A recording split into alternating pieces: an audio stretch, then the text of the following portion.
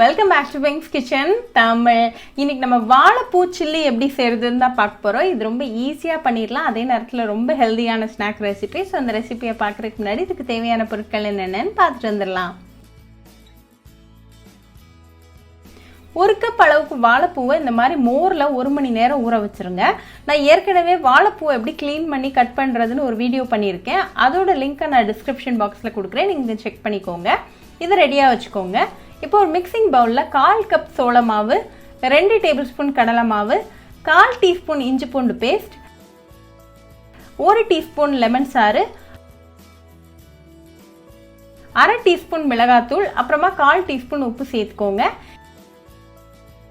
எல்லா இன்க்ரீடியன்ஸையும் ஒரு ஸ்பூன் வச்சு நல்லா கலந்து விட்டுருங்க. எல்லா இன்க்ரீடியன்ஸும் நல்லா மிக்ஸ் ஆனதும் கொஞ்சம் கொஞ்சமாக தண்ணி சேர்த்து நல்லா மிக்ஸ் பண்ணுங்கள்.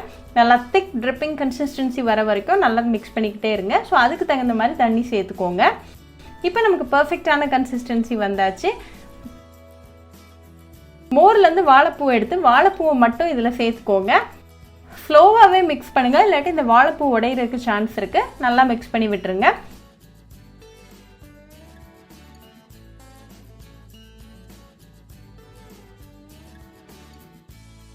இப்போ எல்லாம் ரெடியாக இருக்குது. ஸோ நம்ம போய் இதை ஃப்ரை பண்ணிடலாம். ஒரு இரும்பு சட்டியில் தேவையான அளவுக்கு எண்ணெய் சூடு பண்ணிக்கோங்க. எண்ணெய் நல்லா சூடானதும் ஒவ்வொரு வாழைப்பூவாக உள்ளே சேர்த்துருங்க. மொத்தமாக சேர்க்காதீங்க, ஒன்றோட ஒன்று ஒட்டிக்கிட்டு வராது. இது ஒரு 2 மினிட்ஸ் நல்லா ஹை ஃப்ளேமில் ஃப்ரை ஆகட்டும்.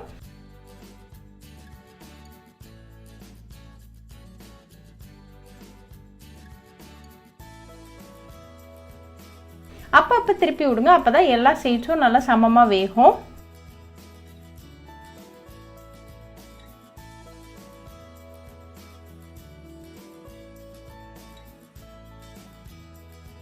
இப்போ எல்லா சைட்ஸும் நல்லா வெந்து கிறிஸ்பியாக கோல்டன் ப்ரௌனாக வந்திருக்கு. ஸோ இதை இப்போ நம்ம ரிமூவ் பண்ணிடலாம்.